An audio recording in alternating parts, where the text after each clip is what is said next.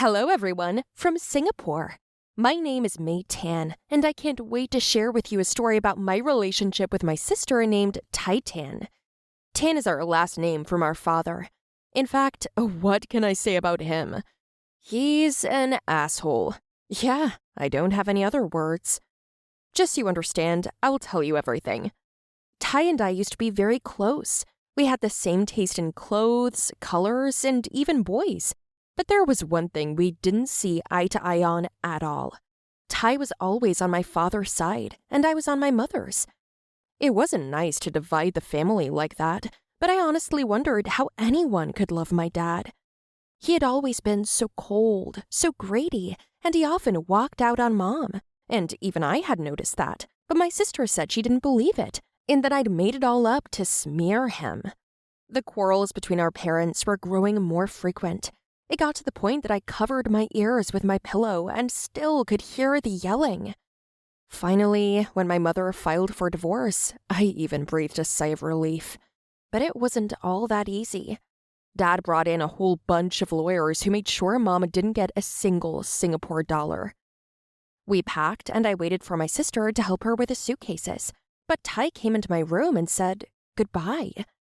I got up off the floor. "What do you mean, goodbye? Aren't you coming with us?" "Nope, I'm staying with Dad." "But how? He cheated on Mom. How can you live with him?" "He didn't cheat on me." "Ugh, that's disgusting. What is wrong with you?" "May, I've made up my mind. I've said goodbye to Mother. We didn't get to share things, but we got to share parents. That's cool." I didn't say anything more. I just walked out in silence, and I moved in with my mom in the little room attached to the grocery store. It was the only thing Mom had left of her possessions. Dad left us with nothing, but he didn't seem to be rolling around like cheese and butter himself. Mom didn't go to war. She just decided to stop with the past. She called my sister every day, but she picked up less and less frequently. She wouldn't answer for me at all. Mom believed that Tai had stayed with him for a reason. There had to be a reason. But really, I didn't believe it. And as for us, our life turned out to be just awful, starving. My mother and I had to work together in our store. We had to accept the goods and carry the heavy boxes. I went to school at the same time and tried my best to be successful there too, but it didn't always work out like that. One day, a man named Chong came into our store and offered to work at an upcoming social gathering. Yeah, I also thought it was suspicious, but he said that his old acquaintance was organizing the event, and he was responsible for the organization itself. And just recently, one of their regular waitresses left without telling them. "I'll pay double the price. There's good money there. You work 4 hours and get a cool fee, and I won't burn on the spot with shame." I refused, determined not to trust a stranger. "Too bad. You look pretty. We're not hiring just anyone. Anyway, if you change your mind, here's my card," he said, bought some water, and left. A couple of days later, I forgot all about him. I went to school, and when I came back, I found my mother sitting in the middle of the road, crying loudly and covering her face with her hands. I was so scared. I ran up to her and asked, "What's wrong?" And my mom pointed her hand at the store. "We've been robbed," she said. I looked away in horror and saw the broken windows. Almost all the goods we'd invested our last money in had been taken. There was an empty liquor bottle lying in the broken window, something I'd never seen before. Without expecting anything from myself, I didn't get upset. I just pulled out that business card. We agreed on a deal. He pays me, and I work. The event took place in 3 days. During this time, I was properly trained in etiquette and table setting. While my mother was running around with the police, trying to find the culprit, I decided to earn the money to rebuild our store. The party really turned out to be a lavish affair. Everything was up to date, from the food service to the decor. There were so many beautiful, rich people there, it took my breath away. All the waiters were given white face masks. That was the format. I did my job clearly and well, serving drinks and clearing tables quickly. And then the VIP guests arrived. "Listen, the special people are coming. Bring them this bottle of champagne." "What's so special about them?" "Well, our guest is making his own champagne. He'll be happy to see we have it. God, it's worth as much money as my car." The bottle looked familiar. That's odd. Where could I have seen one of these before? I wondered who these whips were.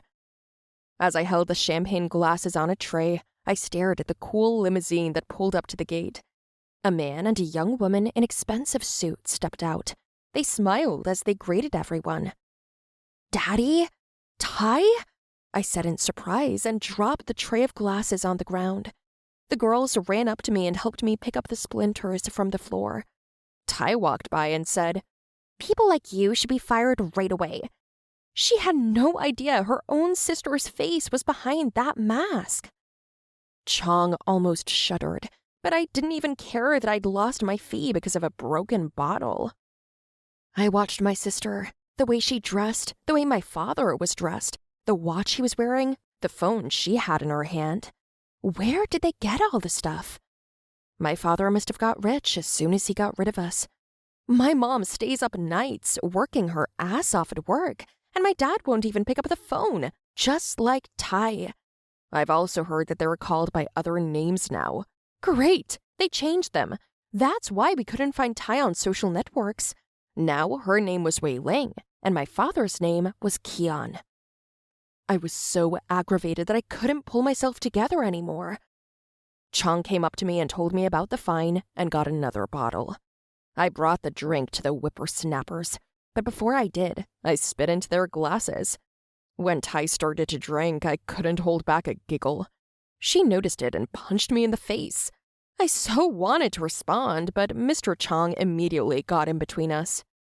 Tai ran to the bathroom, and I followed her. As she was washing her hands, I slowly walked up behind her and took off my mask. She uttered, "So, I thought it was you, from the smell of your cheap perfume. I see you have a pretty good life now." "Better than you. A waitress now." "Why didn't you pick up when Mom called? She's worried." "I don't care. I don't do business with you anymore." "What's wrong with you? We're sisters. We used to be so close." "I am Wei Ling now, and I have a new life." When she washed her hands, the sleeve of her dress pulled up, and I saw a bruise. "Is it Dad? Is he hitting you?" She put her head down. "You don't know anything. Get lost." "Answer me. Is it him? He hit Mom. Now he's hitting you." "Get off. Don't touch me, all right?" "We're waiting for you, and we love you. I've missed you, Tai." She cried and left. That was the answer to my question. I followed her out with my mask on and hid behind the wall as my father took Tai aside to talk. "My investors are coming now. Smile, be friendly, if you want to continue to be bathed in luxury. Is that clear?" he said threateningly. My sister's voice trembled. "Yes, Dad, I'll do anything." "Fix your dress. You can see the bruises. Or do you want to get a few more from me, Tai pulled her sleeves down and followed him. They were invited to the VIP partner area. Tai sat in the entrance and Father sat at the round table, and they started playing poker. I went in there and got drinks and left a note for my sister on a tray. She read it and could barely hold back her tears. I nodded, signaling. Later, Tai went out ostensibly to the restroom and ran out to the pool, where no one was there. "Come with me." "You can't. He'll find me and then he'll kill me." "He won't. I thought of something. Just trust me, sister." "Why are you doing this for me? I abandoned you. I betrayed you. You're a prisoner, Tai, the daughter of this tyrant." "What's going on here?" asked Mr. Chong. I put on my mask and Tai smiled and pretended to be drunk and discreetly handed over my phone. "Oh, Mr. Chong, good to see you. The champagne is awesome. Gave me a heads up. Well, this waitress was spending time away from the boring conversations of Daddy's partners. It's a nice place you have here." Chong straightened up, bragging that he and only he had organized everything. While my sister was joking around with him, I stole the keys out of his jacket pocket and went outside, leaving the mask on the table. One final touch remained. I called my dad from Tai's phone and asked him to come outside to the car. At the sight of me, my dad was speechless. He freaked out and started to get aggro. "So you live? Poker, limos, Rolexes, and you don't give a shit about us." Your mother left on her own, and you left with her. "She left because you beat her." So what? So what? I didn't kill her. "But you've been beating Tai all these years since Mom left, right?" So what? It's none of your business. Your sister is a smart girl. She chose money over you. I just couldn't let her go. She has too much on her." "She's your daughter, not a financial shield." "You understand a lot, May. I ain't got time to talk to you. Money is time. Don't tell your mother I say hello." He was about to leave. "Dad, you're not just a jerk. You're the last jerk. You hired people to tear down our store." "What are you talking about?" "Did you think I wouldn't notice? You're forgetting one important detail. Your men were drunk, I take it? One of them left an empty bottle of sparkling wine when he escaped. Only one man in the world makes champagne that expensive. My father." "You can't prove anything." "It's already done, Dad. It's already done." Tai was my secret weapon. I managed to convince her to come to us. Mom had filed for child support for both of us.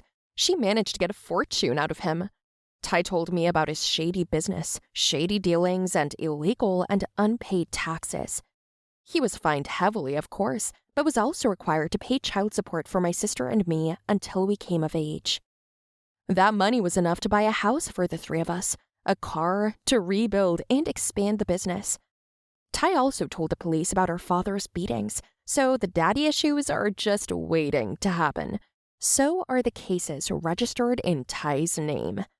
In a few years, she'll be the sole owner of a real estate chain, so the best is yet to come. Tell me, guys, did you like my story? Write your opinion about it in the comments below the video. Don't forget to like it, share the video with your friends, and subscribe to the channel.